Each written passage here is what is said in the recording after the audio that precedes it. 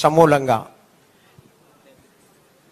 ఈ పంపిణీ కార్యక్రమం మీద చర్చిస్తూ now I request the district collector visitor Shan Mohan to address. ఇవాళ ఎన్టీఆర్ భరోసా పెన్షన్స్ డిస్ట్రిబ్యూట్ చేస్తున్న కార్యక్రమంలో, రాష్ట్ర వ్యాప్తంగా జరుగుతున్న ఈ కార్యక్రమంలో కాకినాడ జిల్లాకు సంబంధించి మనం ఇవాళ ఈ గొల్లప్రోలు మండలంలో పిఠాపురం నియోజకవర్గంలో ఈ కార్యక్రమం చేసుకోవటం, దీనికి విచ్చేసిన మన ప్రియతమ నాయకులు honourable deputy chief minister and minister for environment, science and technology and panchayat raj Shri Konidela Pawan Kalyan గారికి my hearty welcome sir.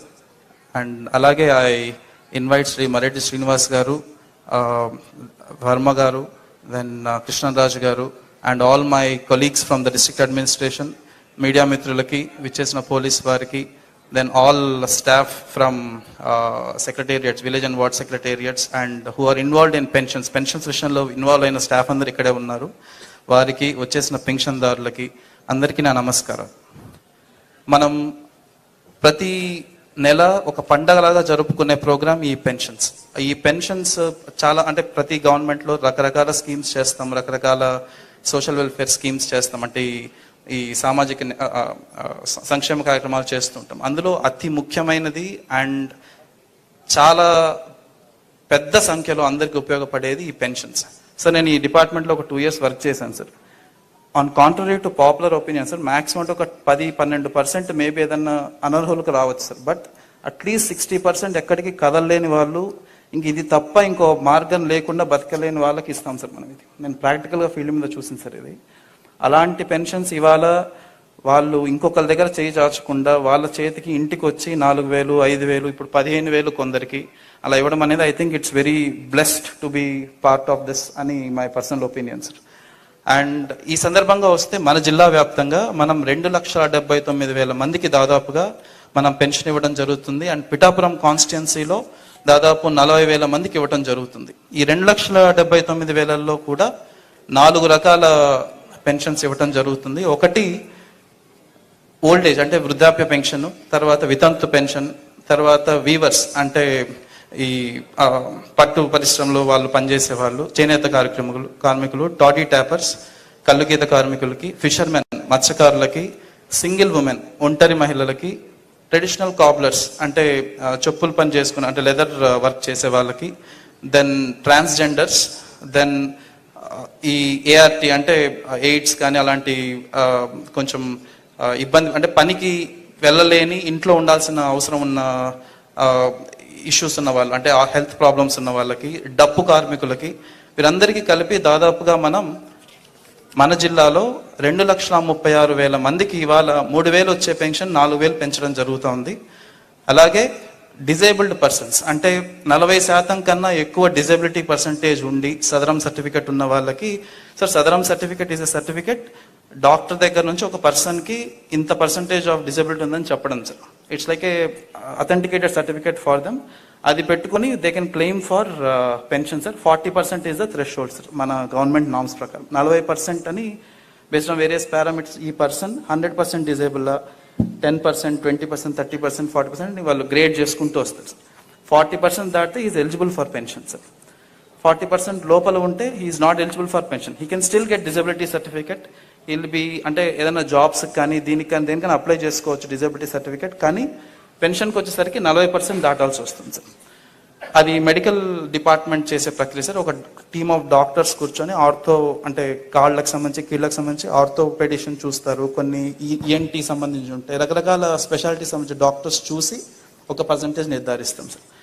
So అలాగా డిజబిలిటీ పెన్షన్స్ ఈరోజు 3,000 నుంచి 6,000 చేయడం జరుగుతుంది.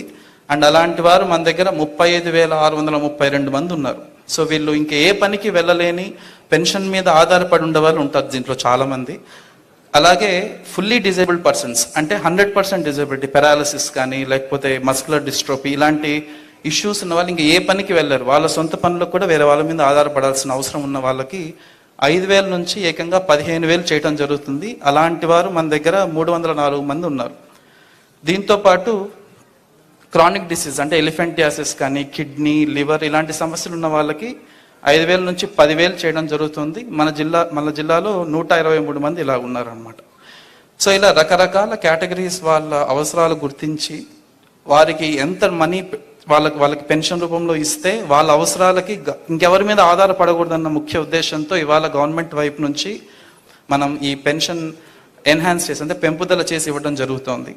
ఇందులో మనం ముఖ్యంగా గమనించాల్సింది ఏప్రిల్, మే, జూన్ నెలలకు సంబంధించి ఒక 1000 రూపాయలు అడిషనల్గా ఇస్తున్నాం కాబట్టి 3000, 4000 అవుతా ఉంది కాబట్టి ఆ 3 నెలలకి సంబంధించి 3000 రూపాయలు ప్లస్ ఈ నెల ఇవ్వాల్సిన జూలై పెన్షన్ ఇవ్వాల్సిన 4000, సో ఒకటి అంతా కలిపి 7000 ఇవ్వటం జరుగుతుంది ఇవాళ ఈ పెన్షన్దారులకి.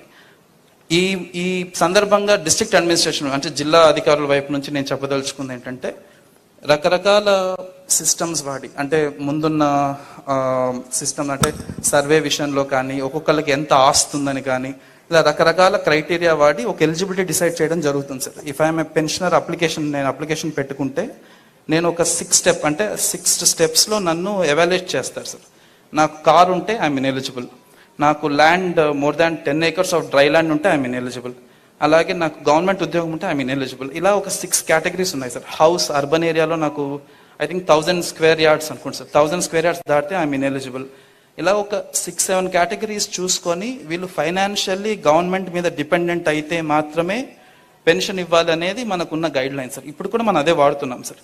బట్ దీంట్లో ఒక బేసిక్ ఇష్యూ ఎక్కడ వస్తుందంటే సార్, నా పేరు మీద 10 ఎకరాలు ఉండొచ్చు, నేను ఆ ఇంట్లో పెద్ద కొడుకునైతే నాకు, నా కుటుంబానికి, నా తమ్ముడు కుటుంబానికి, నా చెల్లి కుటుంబానికి కూడా నా పేరు మీదనే ఉండొచ్చు సార్. కానీ 3 కుటుంబాలు నేను పోషించాలి. అక్కడ 10 ఉన్నా కూడా వాడు 3 ఎకరాలు చేస్తుంటాడు, నా చెల్లి 3 ఎకరాలు చేస్తుంటే నేను ఒక 4 ఎకరాలే చేస్తూ ఉంటాను. But I'm ineligible for pension. ఐడియల్గా ఏం జరగాలి, నా పేరు మీద 4 ఉండాలా, నా తమ్ముడి పేరు మీద 3 ఉండాలా, మా చెల్లి పేరు మీద 4 ఉండాలి. కానీ నేను పంచుకోలేదు, రకరకాల కారణాల వల్ల ఇంట్లో పంచుకోకపోవచ్చు. ఇలాగా రకరకాల కారణాల వల్ల కొందరు అర్హులైన వాళ్ళు కూడా ఈ పెన్షన్ సిస్టమ్ నుంచి బయట ఉండొచ్చు సార్. అది టెక్నికల్గా వాళ్ళు ఈ మార్పులు చేర్పులు చేసుకోకపోయి ఉండొచ్చు. నాకు మొన్నటిదాకా కారు ఉండొచ్చు, అప్పులు బాధపడలేక నేను అమ్మేసి ఉండొచ్చు సార్. బట్ సిస్టంలో నాకు కారు ఉందనే చూపిస్తుంది సార్ ఇప్పుడు కూడా. ఇలా రకరకాల టెక్నికాలిటీస్ వల్ల మనకు ప్రతి సోమవారం గ్రీవెన్స్కి అట్లీస్ట్ ఒక 10 మంది వచ్చి నాకు పెన్షన్ రావట్లేదు, నాకు ఇవ్వాలి అని అడిగే వాళ్ళు ఉంటారు.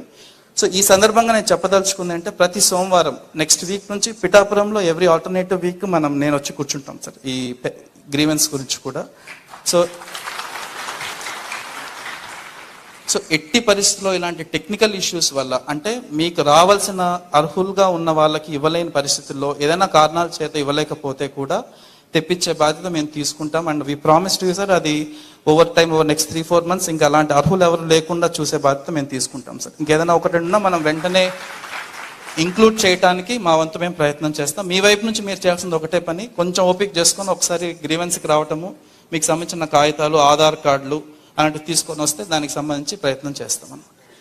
తర్వాత sir last issue that I want to tell, ఇప్పుడు ఈ రోజు నుంచి మనకి గవర్నమెంట్ ఎంప్లాయీస్ మీ ఇంటికి వచ్చి ఇవ్వటం జరుగుతుంది. సో మీ ఇంట్లో ఉన్న పెద్దవారు కానీ ఇక్కడ ఉన్న పెన్షనర్స్ కానీ జూలై 1వ తారీఖు మార్నింగ్ అట్లీస్ట్ 1వ తారీఖు అంటే 6 గంటల నుంచి స్టార్ట్ చేయడం జరుగుతుంది కాబట్టి ఇళ్లలోనే ఉండి పెన్షన్స్ తీసుకోవాల్సిందిగా కోరుతున్నాం. సో దయచేసి ఆ రోజు బయటికి వెళ్ళడము ఇంకోటి ఏదో చేయడం వల్ల ఆ రోజు రాలేదని చెప్పి భయపడకుండా, ఒకవేళ ఆ రోజు రాకపోతే నెక్స్ట్ రోజైనా ఇస్తాం, కానీ వీలైనంత వరకు 1వ తారీఖు అందరూ అందుబాటులో ఉండాలని కోరుకుంటూ సార్, నాకు I'm thankful for this opportunity. And నేను వచ్చిన ఫస్ట్ వీక్లోనే ఇంత మంచి ప్రోగ్రాంలో in your presence I'm blessed to be there.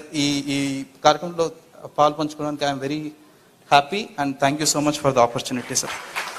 Sir, now I request Mareddy Srinivas garu to add his valuable speech.